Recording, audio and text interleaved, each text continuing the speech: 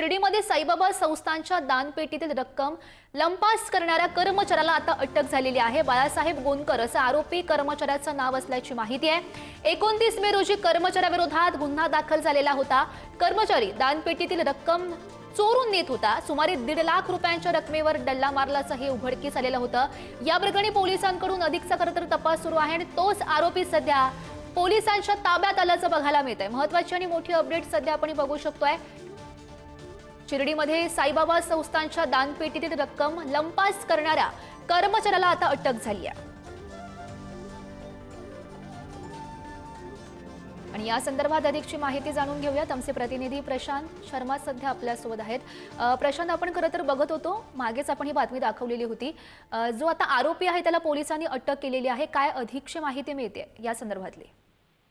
गौरी, 29 मेला ह्या आरोपीच्या विरोधात गुन्हा दाखल झाला होता। त्यानंतर मात्र आजारी किंवा इतर कारणाने हा आरोपी अटकेपासून लपत होता। मात्र आज सकाळीच पोलिसांनी ह्या आरोपीला अटक केलेली आहे।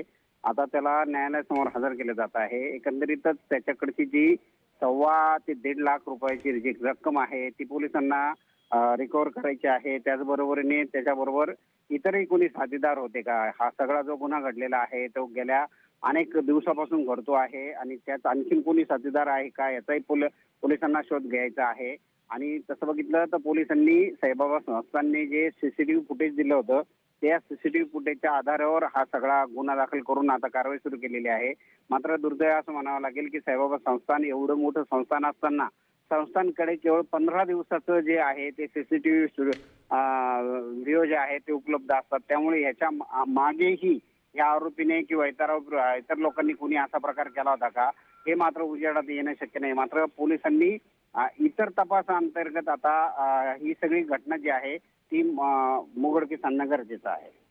नक्कीच प्रशांत, चौकशीतून नेमकी काय माहिती समोर येते हे बघणं महत्त्वाचं असेल। धन्यवाद दिलेल्या सविस्तर माहितीसाठी। दानपेटीतील रक्कम लंपास करणाऱ्या कर्मचाऱ्याला अटक झालेली आहे। अनेक दिवसांपासून त्याचा शोध सुरू होता। अखेर बाबासाहेब गोंदकर असं त्याचं नाव आणि त्याला ही अटक झालेली आहे। खरं तर अनेक दिवसांपासून तो दानपेटीतील जे पैसे होते त्यावर डल्ला मारत होता आणि त्यानंतर तो फरार झालेला होता। तर नेमकी मंदिराच्या दानपेटीवर या कर्मचाऱ्यानं डल्ला कसा मारला बघूयात ग्राफिक्सच्या माध्यमातून। 16 एप्रिलला दक्षिणा मोजणी कक्षातील भिंतीजवळ काउंटिंग मशीनमध्ये 500 रुपयांच्या 93 नोटांचं बंडल आढळलं। 25 एप्रिल रोजी मोजणी आटोपल्यानंतर काउंटिंग मशीन आणि यूपीएस मशीनच्या मध्ये 500 रुपयांच्या नोटांचं बंडल आढळलं। दक्षिणा मोजणी कक्षामध्ये सलग 2 वेळा संशयास्पद घटना वाटल्याने सीसीटीव्ही फुटेज जतन करून ते तपासण्यात आलं। सीसीटीव्ही फुटेजमध्ये लेखा शाखेतील शिपाई बाळासाहेब गोंदकर दक्षिणा मोजण्याच्या वेळी चोरी करण्याच्या उद्देशानं नोटा लपवताना आढळून आले। त्यानंतर 4, 8, 10, 11 आणि 12 एप्रिलचं सीसीटीव्ही फुटेजच्या आक्षेपार्ह क्लिक या बारकाईने तपासल्या गेल्या। 4 एप्रिलला दक्षिणा पेटीतील नोटांच्या विभागणीचे काम करताना बाळासाहेब गोंदकर याने हे कुणाला कळणार नाही अशा रीतीनं बंडल लपवलं।